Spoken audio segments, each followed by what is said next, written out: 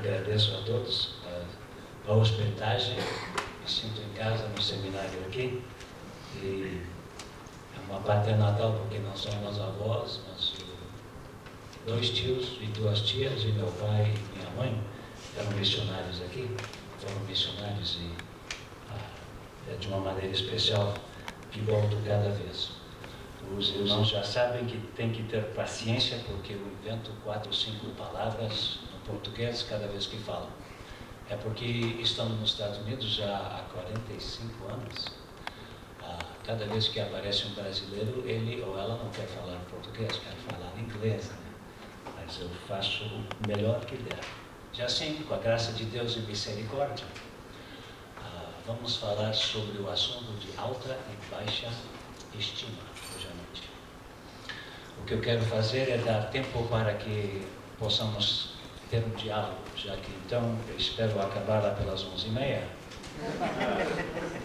talvez um pouco mais cedo, para que vocês possam fazer perguntas que serão de boa providência.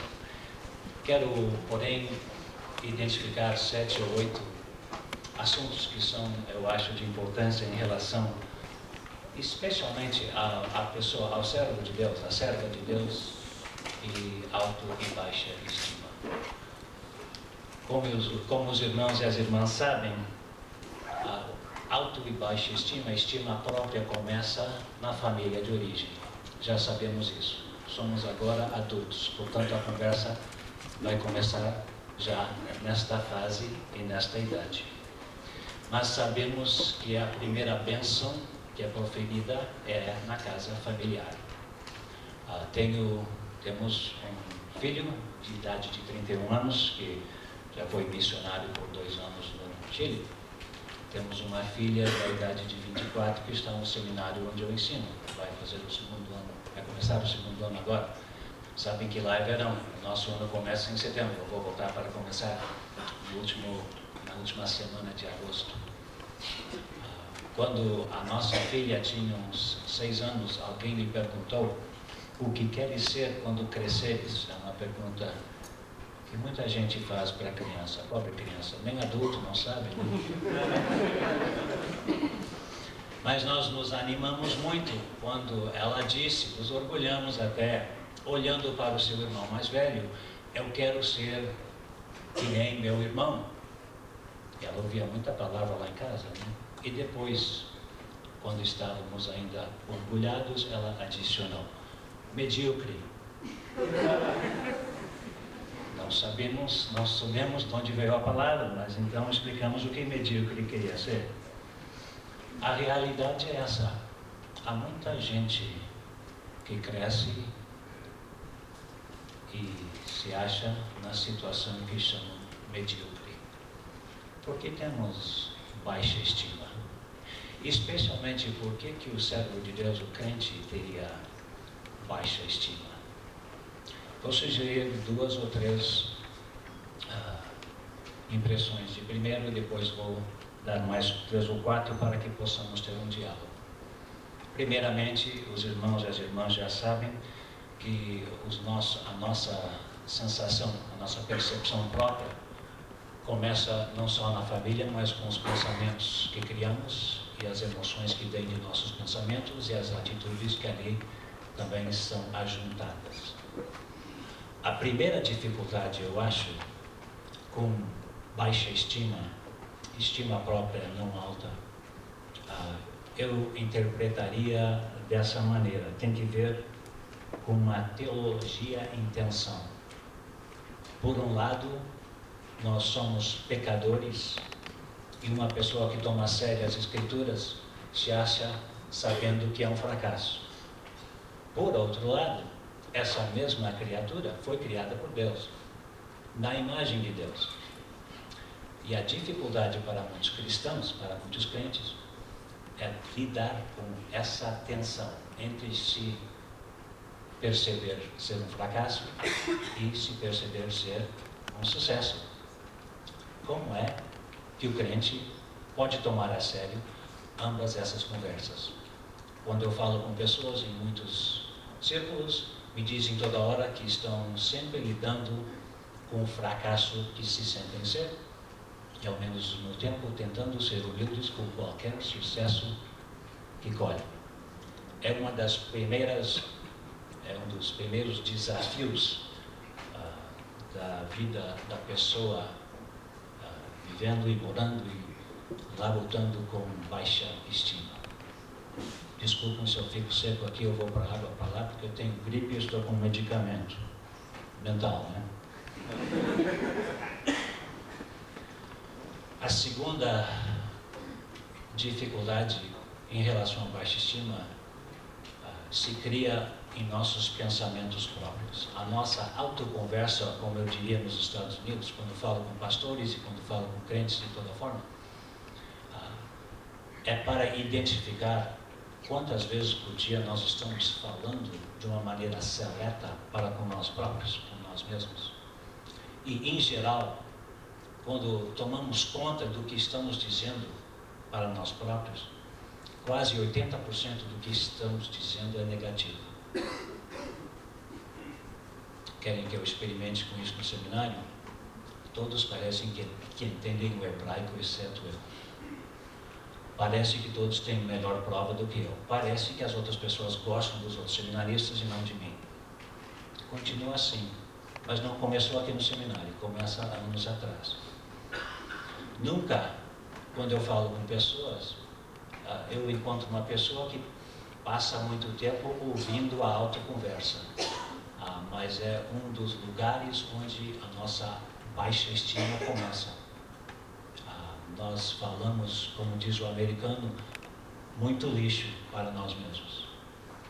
E há vários detalhes nessa conversa que deveriam notar. Um desses detalhes é o seguinte: nós pegamos um obstáculo ou uma ação, um evento na nossa vida, e ele torna-se a ser o padrão da nossa vida inteira. Então medimos a nossa vida por intermédio desta ação. Geralmente é uma coisa no passado, e essa coisa geralmente até nos define. A nossa baixa estima vem então não da nossa vida, mas de um pensamento seleto que geralmente é negativo. Também, outro sim, fazemos o que em inglês chamamos minimar ou minimizar. Quando alguém nos diz algo bom sobre nós, nós o deixamos de lado. Quando alguém diz algo em crítica, nós o repetimos. Disse ainda hoje para uma sala de mestrados: se eu disser a mim mesmo que eu não estou fazendo bom trabalho na igreja 18 vezes ao dia, pela noite eu estarei muito alegre. Não é possível. Mas a conversa interna é uma conversa intensa. E parte da nossa mordomia de pensamentos requer que nós tomemos alguma atenção para com que os nossos pensamentos.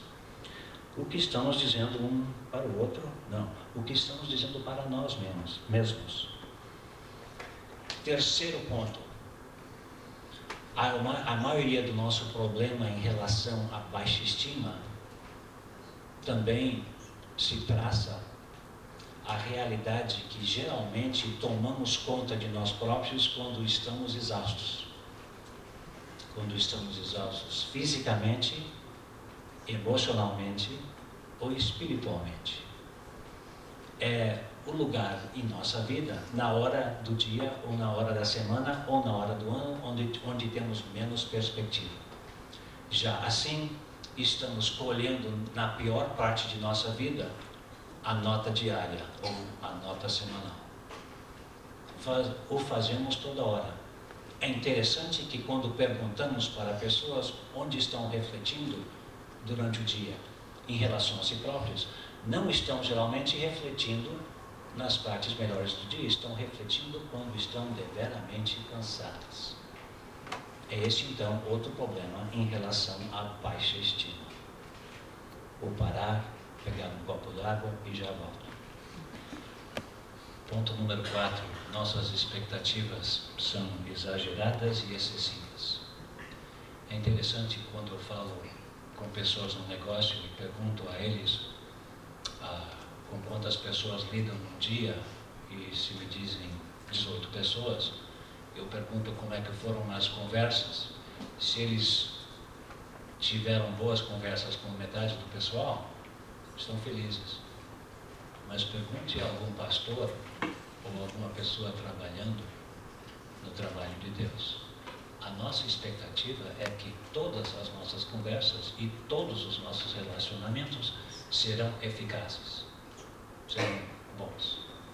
Quer dizer que se eu tenho 18 conversas num dia, e se 16 foram boas, uma foi mais ou menos e a última foi má, eu levo as 16 para casa e fico celebrando, né? Também não.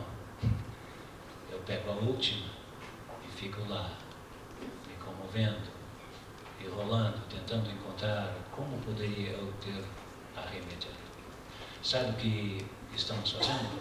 Estamos esperando, nossa expectativa, estamos esperando que vamos ser gostados, que vamos gostar de toda pessoa e que seremos felizes em todos os relacionamentos. Notaram vocês que Jesus não foi? Mas é a nossa expectativa. Temos várias assim. Não é 60% ou 80%, temos que exercer 100%, o que é impossível. Já então, a nossa baixa estima, porque fracassamos. Ponto número 5. Não nos rodeamos de pessoas que são o que nós chamamos nos Estados Unidos, pessoas sadias e pessoas são encorajadoras. Quando nós perguntamos ao pessoal que trabalha em geral, ou na igreja ou em instituição, eu fui capelão de 3 ou 4 instituições, em geral, as pessoas com quem eles têm estado não são encorajadoras, não são pessoas que encorajam. Então, uma das coisas que nós temos que fazer é dar uma olhada crítica, olhada na mordomia de nossos relacionamentos, porque há muitas pessoas que se rodeiam de pessoas que são críticas, não ouvem uma palavra de afirmação, ou reconhecimento, ou afirmação. Podem passar vários dias nessa situação, e isso é uma coisa abusiva. Não nos surpreenderia então que nós, no nosso empreendimento, temos baixa estima, porque as pessoas que escolhemos ou escolhemos acidentalmente não nos encorajam, mas nos criticam e muitas vezes nos deixam desamparados. Outro ponto, eu não sei se é o caso aqui, mas nos Estados Unidos, eu tenho um amigo que escreveu um livro em relação à bênção familiar e à bênção de pessoas. Diz Myron Madden, num livro chamado The Power to Bless, o poder da bênção, que cada um de nós, no começo de nossa vida, escolhe um dos nossos pais que nos dará a bênção, e que poderemos passar o resto da nossa vida tentando receber essa bênção, e talvez a nunca receberemos. Lembram-se vocês, em Gênesis, do Jacó, que rouba uma bênção, e tendo-a roubado, anos depois volta para casa para supostamente fazer as pazes com o irmão. Mas o que ele está fazendo lá no rio, no meio da noite,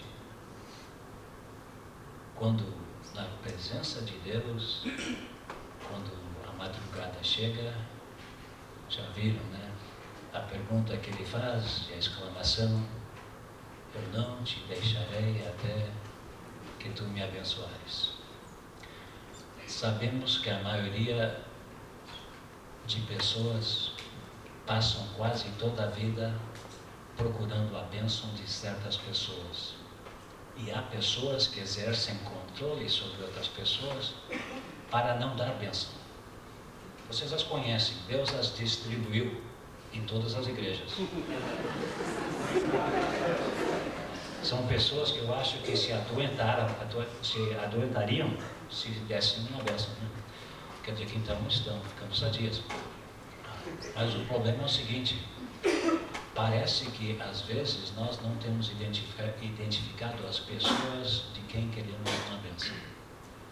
E quando eu trabalho e vou a muitas igrejas onde há dificuldade, conflito, uma das coisas que eu encontro com a depressão do pastor é que não é a situação com 98% da congregação. Eles o amam, mas ele está querendo a bênção de uma ou duas pessoas que nunca a dará.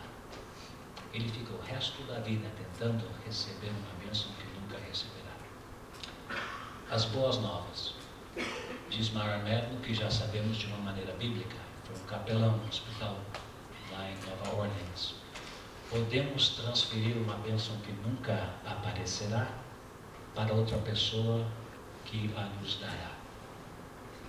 E uma das necessidades para uma estima racional, uma estima sadia para o crente, é procurar e receber de uma pessoa que pode entregar uma bênção, a bênção que estamos procurando.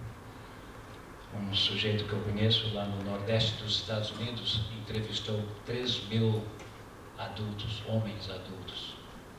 Estavam em vocações querendo que o pai gostasse, querendo a bênção do pai. O que achamos interessantíssimo é que 1/3 desses homens já tinham o pai falecido. Com o pai já falecido, passavam a vida inteira tentando agradar quem? Numa conversa que nunca poderia ser finalizada. Baixa estima. É porque, eu acho, não compreendemos ainda nessa tensão teológica que o Deus que nos ama nos mandou uma bênção por intermédio de Jesus Cristo. Mas olhem bem, porque às vezes nós estamos na nossa vida cotidiana escolhendo certas pessoas de quem queremos uma bênção que nunca nos dará essa bênção. Para que esperar? Mais 18 pontos e eu estou acabando. Outra característica da nossa vida, sendo crentes, mas especialmente sendo pastores, é que o nosso trabalho quase sempre está incompleto. Em outras profissões ou vocações, ou chamados, seja lá o que diríamos deles, a gente acaba, ou termina no dia muitas vezes, mas nós não temos nenhum sentimento que o que estamos fazendo está terminado. Eu fui pastor 3 vezes, por 26 anos.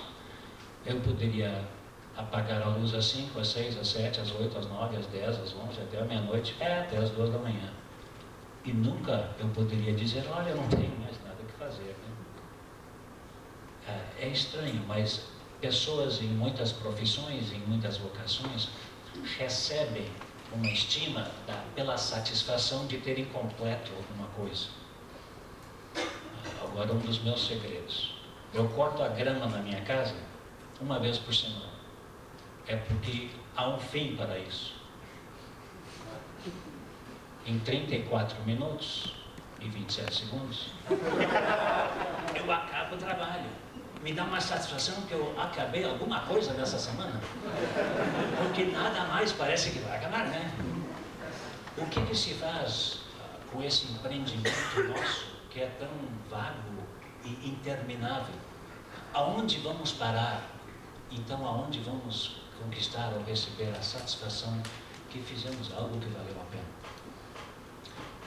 Há igrejas e há pessoas, felizmente, que podem reverter esse padrão, essa situação, porque eles podem nos encorajar e podem nos trazer uma palavra que nos dá um senso que fizemos algo com Deus que valeu a pena, né?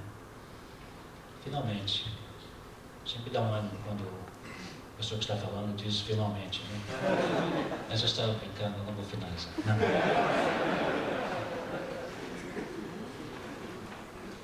Eu vou parar mesmo, mas com essa palavra.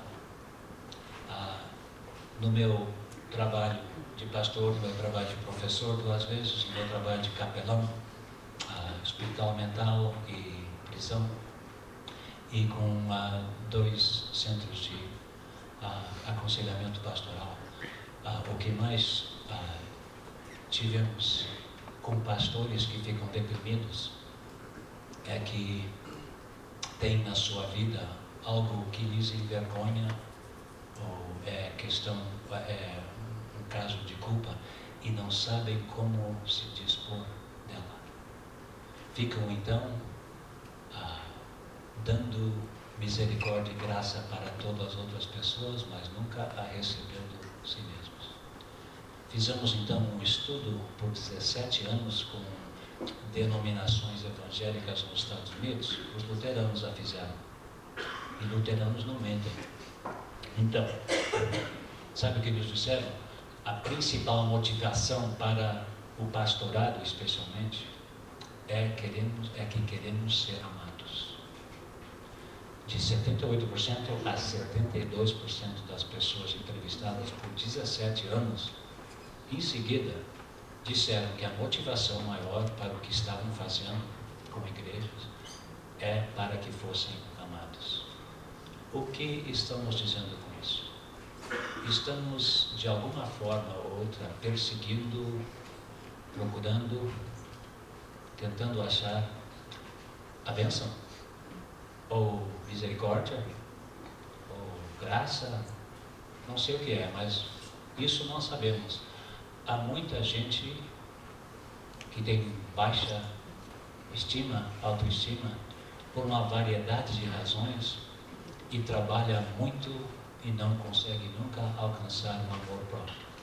Por quê? Finalmente porque não nos conhecemos bem. Não tomamos a sério a verdade que fomos feitos na imagem de Deus, que somos pecadores.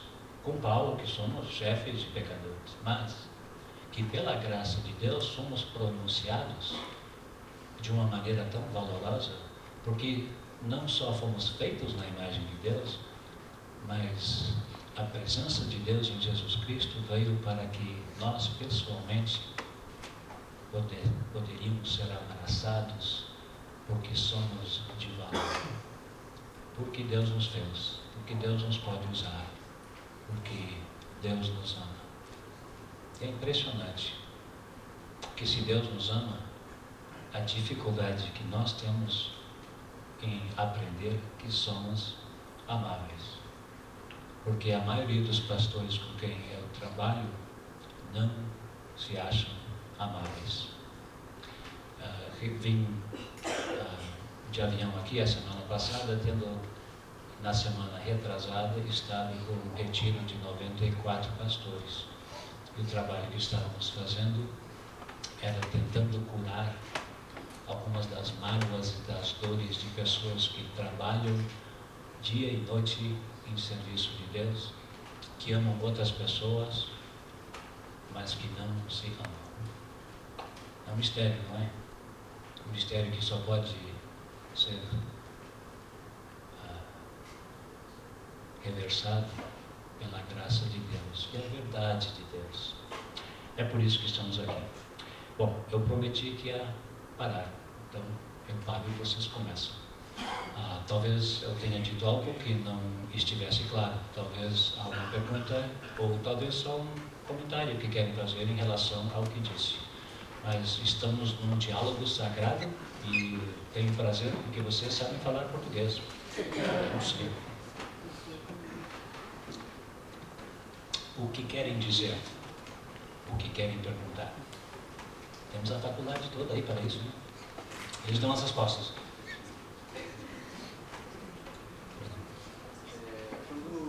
Quando o senhor disse que às vezes pastores enfrentam dificuldades onde está numa igreja onde 98% das pessoas o amam e 2% não, e eles acabam se frustrando por causa disso. Sim. Qual seria a atitude do pastor com relação a isso e como trabalhar isso na vida do pastor? Uma das coisas mais produtivas que nós temos nos Estados Unidos é um empreendimento. Estamos casados biblicamente com um sistema chamado E um dos princípios desse sistema é o seguinte, eu vou então identificá-lo. Há muita pessoa que se acha responsável pela resposta ou a reação de outra pessoa. E a primeira coisa que eu diria a uma pessoa, a um pastor, é que você é responsável pelo que você diz e as suas ações, mas não pela outra pessoa. Porque muitas vezes nós nos damos notas baixas porque não recebemos a reação que esperávamos. Mas não temos controle sobre a relação de outra pessoa, né? Vejam o jovem rico e Jesus Cristo falando com ele, né? Ele não saiu correndo atrás do jovem. Por favor, eu não lhe agradei? A reação do jovem é o problema do jovem, não é? Mas muitas vezes, quando nós falamos e trabalhamos com pastores, inclusive quando eu olho no espelho, de alguma forma ou outra nós crescemos aprendendo que eu não sou só responsável pelo que eu faço, mas a sua resposta. Está entendendo? E temos então que separar esse mito, porque se o mito continua, então como a igreja vai é toda a minha responsabilidade. Se uma pessoa não quer se reconciliar comigo, é minha responsabilidade. Lembram-se de Jesus tentando abraçar Jerusalém e chorando porque Jerusalém não a abraçava de volta? Ele não vai forçar. Até Jesus falhou, né? Mas nós não podemos falhar. É o nosso problema, porque é parte das nossas expectativas. Estou fazendo sentido? É uma das primeiras coisas que nós tentamos fazer na conversa. E leva um exercício contínuo, porque aprendemos tão bem o mito que é difícil de quebrá-lo. Ele tem um poder sobre nós. A segunda coisa que eu digo na mesma conversa é o seguinte: se você não pode deixar a reação dele ser a responsabilidade dele, você dá um poder para ele, porque ele então pode lhe controlar. E você sabe que há pessoas nas igrejas de Deus que gostam de controlar outras pessoas. Eu não vou lhe dar o privilégio de misericórdia. Eu não vou lhe perdoar. E se eu não lhe perdoar e você precisa que eu lhe perdoe para que você seja livre, então eu o tenho amarrado. Compreendem? E tem gente aí querendo fazer isso, né? E encontram muitos voluntários. É o que precisamos fazer. Eu não quero que pense que eu digo isso sem mágoa. Eu às vezes choro como Jesus chorou, porque eu faço tudo que eu sei fazer e não dá. Aí então eu tenho que confessar, fazer alguma coisa com as alpargatas, né? Porque há outras pessoas com quem eu posso trabalhar. O mito que eu também tenho que atacar é que eu posso me relacionar com toda pessoa no mundo. E que se eu não o faço, eu sou um fracasso. Isso vem um correndo atrás do outro. Nós aprendemos isso no seminário, não é? É o problema do Deão aqui. Agradeço a pergunta. Sim. É possível o senhor definir melhor, psicoteologicamente, o que é imagem? Não tem 12 livros aí? Muitas pessoas já o tentaram, e eu, de uma maneira humilde, né? Quero dizer que não posso. Não, eu não quero escapar. Eu acho que não é uma coisa física. Eu acho que é uma coisa espiritual. Mas de uma forma do hebreu e da pessoa de Israel, sim. Nós escutamos aqui atrás a pergunta dele. Só assim não sabem se eu respondi direito. Vou deixar assim.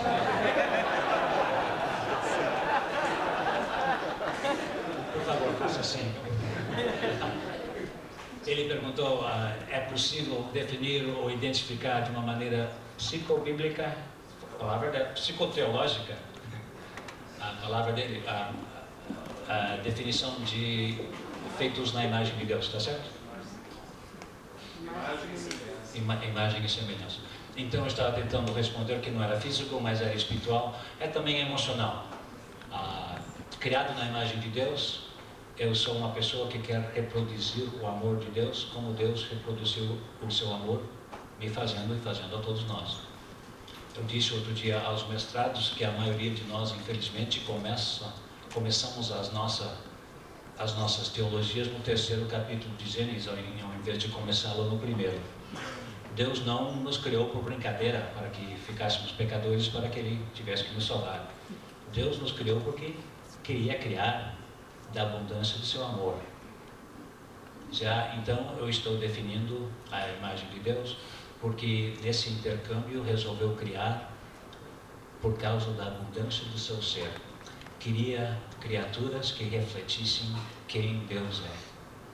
Então responsabilidade, respeito, amor, essa variedade de coisas seriam a imagem de Deus. E de qualquer percentagem de forma que eu consigo refletir isso, eu estou realmente, então, voluntariamente refletindo o Deus de quem eu fui feito, né? Isso também, então, requer, sendo vulnerável, se amava e confiava, poderia dar essa bênção. O pai já está morto há 22 anos. Esperou muito tempo, né? Mas ao menos o fez.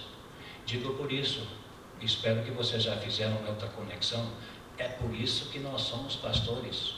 A minha vida, eu morei num Instituto de Delinquência Juvenil, eu era capelão. A minha relação com garotos 17, 16, 15, 14, 13, 12, às vezes era para dar uma bênção, para dar uma presença, para ajudar a pessoa a aprender pela primeira vez o que era amar. Está fazendo algum nexo? Quando a pessoa não é crente, já é outro caso, né? Porque não tem as mesmas pressuposições que eu posso esperar. Mas isso não interfere para que eu seja uma pessoa que quer e vai tentar dar a bênção, que é o amor incondicional de Deus, não é? Eu acho que o que Jesus estava fazendo com a Maria Madalena, o que Jesus estava fazendo com uma variedade de pessoas, inclusive uma mulher lá no poço, e outro formado para o seminário que apareceu lá meia-noite, né? E coisas assim. Quer dizer, eu acho que muitas pessoas estão metade convertidas e não ainda entendem o que é ser libertados pela graça de Deus. É por isso que o nosso trabalho é contínuo, né? Eu tentei, né? Sim. Sobre essa pergunta, é essencial, assim, é necessário realmente para o ser humano ter esse tipo de sentimento, de buscar essa bênção? Ou pode se pensar, posso deixar isso para lá? Ou é assim, importante mesmo, tem que acontecer isso alguma vez na vida? Eu acho que o sentimento bíblico é o mais importante, a bênção passada de pai para filho. Eu acho que é uma bênção que começou com Deus, é a bênção que nós somos amados não se fizermos algo especial ou se procedermos de uma forma especial, mas somos amados porque somos amados, fomos criados. Se você então definir a bênção dessa forma, eu acho que todo mundo precisa receber internamente essa boa nova, que é amado apesar das suas faltas e suas falhas, e que, como diz um amigo lá na Carolina do Norte, a porta de casa nunca estará fechada. Isso foi uma promessa que eu fiz para um filho e para uma filha. Eu disse, não há nada que você fará que trancará a porta da minha casa para a sua chegada. Isso é parte da tarefa, mas da intenção de tentar, ao menos, fazer o que Deus faz conosco. Né? Dá para entender, ao menos? Realmente, pela paciência. Pastor, Jesus disse o seguinte, que para nós amarmos o próximo como a nós mesmos. No caso, essa pessoa que está nessa baixa estima, por uma carência de amor, que é essa bênção que ela não recebeu de alguém que ela julgava importante, né? E ela não, isso impede que ela desenvolva esse amor a si mesma e, consequentemente, impedindo ela de amar o próximo, liberar um amor para o próximo. Como que isso acontece, isso mesmo? Pode ser um impedimento. Ou é via de regra? Há pessoas, e todas as pessoas que eu conheço, de alguma forma ou outra, conseguem e têm mais facilidade em amar outra pessoa do que a si mesmos. Parte do problema da baixa estima é que nós não nos conhecemos. Passamos muito tempo conhecendo outra pessoa, às vezes, talvez, né? Filhos e filhas, mas identificar-se com um problema às vezes, talvez muitas vezes, porque Jesus disse e tomava a sério o que estava dizendo, estava querendo dizer: eu quero que vocês não só aprendam a amar o próximo, mas saibam o que amor verdadeiro é, porque muitas vezes, quando eu falo com pessoas, eles acham que se amam, mas não se amam. Sabem o que estou tentando dizer? Eu acho, no meu entendimento, que a maioria de pessoas deixou ou nunca tentou se conhecer bem, parou alguma forma, de algum lado ou outro, decidiu que era medíocre, ou que já tinha descoberto tudo o que havia para descobrir e parou. É uma lástima, porque o Deus que nos fez de uma forma que sempre há o que conhecer, e há tanto que será uma bênção para nós. Quer dizer que está também nesse verso que mencionaste. Ótima palavra. Não é fácil.